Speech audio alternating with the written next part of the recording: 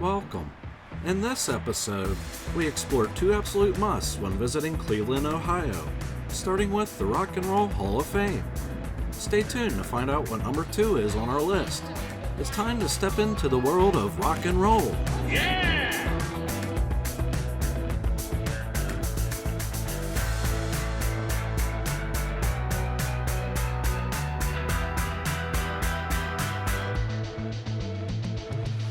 In addition to the Hall of Fame, the museum has 7 floors with memorabilia, interactive displays, a cafe, and a gift shop.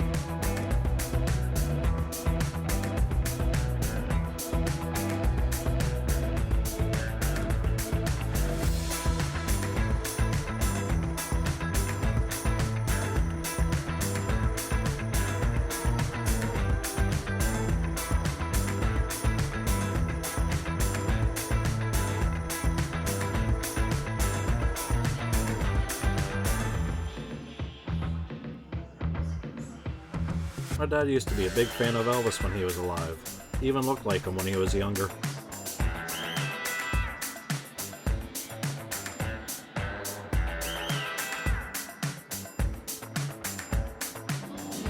Wow, look at this old mixing board. See, this is what I went to college for. I got a degree for.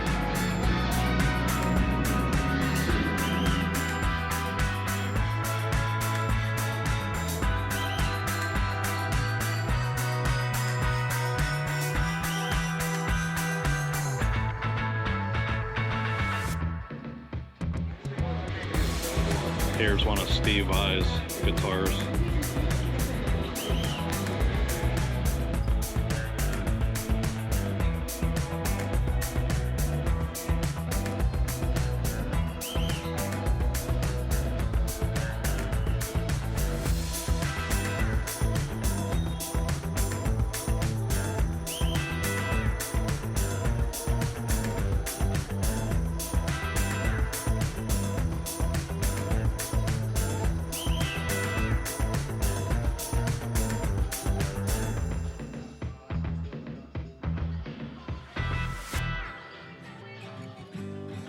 Give me your hand, we'll soar the skies. My eyes on you as we start to fly, and I keep holding on to you, so you'll never leave. On level 2 is the garage. This is your chance to pick up an instrument, jam with friends, or create your band's logo. How's it been this long? How's it been? Ooh, that's out of tune. Is it? Yeah, it's really out of tune.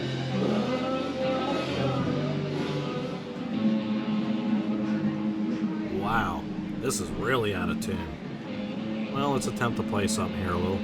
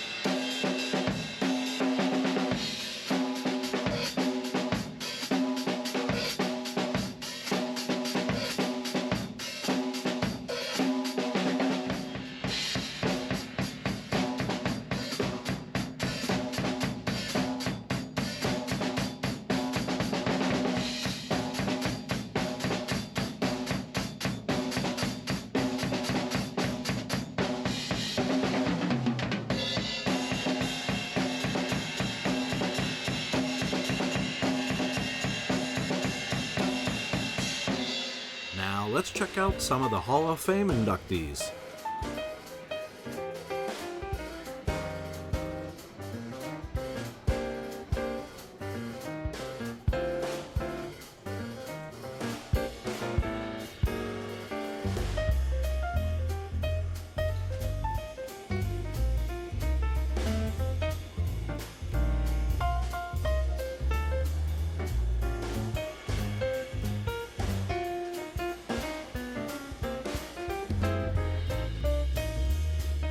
Do you recognize this house?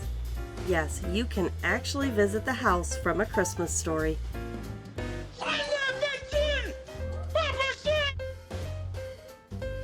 Merry Christmas. Ho, ho, ho. Across the street is a museum dedicated to the movie and a great gift shop where you can pick up your own Red Ryder BB gun. Oh, it was beautiful. I could hardly wait to try it out. You'll shoot your eye out, kid. We're arriving just in time for the last tour of the day. So our story here really begins in the 1930s with a man named Gene Shepherd. Gene Shepherd would be born in a steel town called Hammond, Indiana, and when he grew up, he would become a writer and a radio personality, and he would write and tell stories mostly about his childhood in Hammond with his friends and his family. Next to him is Ian Petrella, who played Randy Parker. He was chosen because of his bubbly, infectious laughter. Bob Clark actually liked it so much that he used to chase Ian around set, trying to tickle him so he would laugh more. Melinda Dillon, who played Mrs. Parker, didn't actually have to audition for her role. Bob Clark had seen her in a movie called Close Encounters of the Third Kind, for which she had been nominated for an Oscar. And he loved her so much in that he just sent her a letter that said, "Will you please, please, please, please be in my Christmas movie?" And thankfully she said yes. And on the end there is the old man, who was played by Darren McGavin, but he was not their first choice for A Christmas Story. As I said, Bob Clark made a lot of horror movies, and he was also a pretty big fan of horror movies. So he wanted somebody who had recently played a father who takes care of a possibly haunted hotel in a movie based on a Stephen King book called The Shining. He wanted Jack Nicholson to play the father in A Christmas Story. What a great laugh.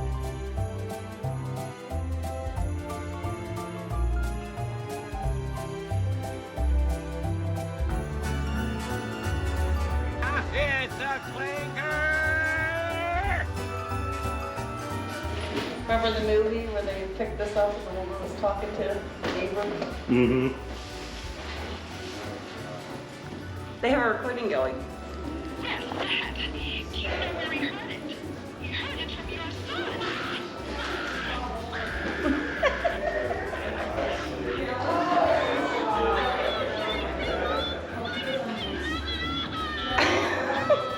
Isn't that awesome? Yeah, just like in the movie. This is the best museum I've ever been to. Really? I'm serious, like it looks exactly like the house. Yeah. You're allowed to pick things up, look at things, there's no ropes. Well, not Interactive. ropes. Yeah, it's awesome.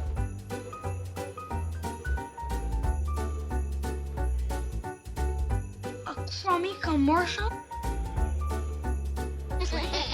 He looks like a deranged Easter bunny.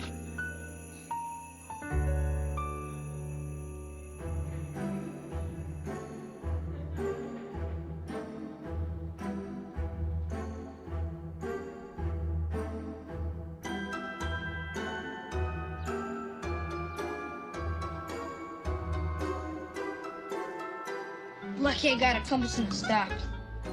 You'll shoot your eye out, kid.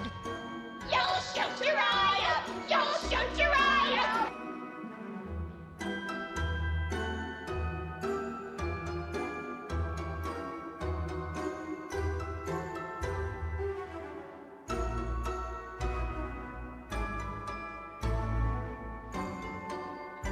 Chop Suey Palace outfits from the movie.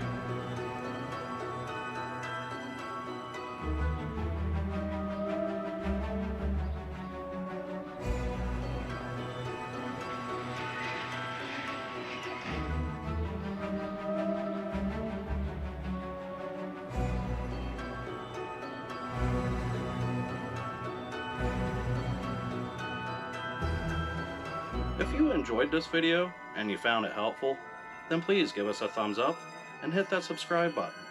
We appreciate it. To watch more videos like this one, then watch one of these videos.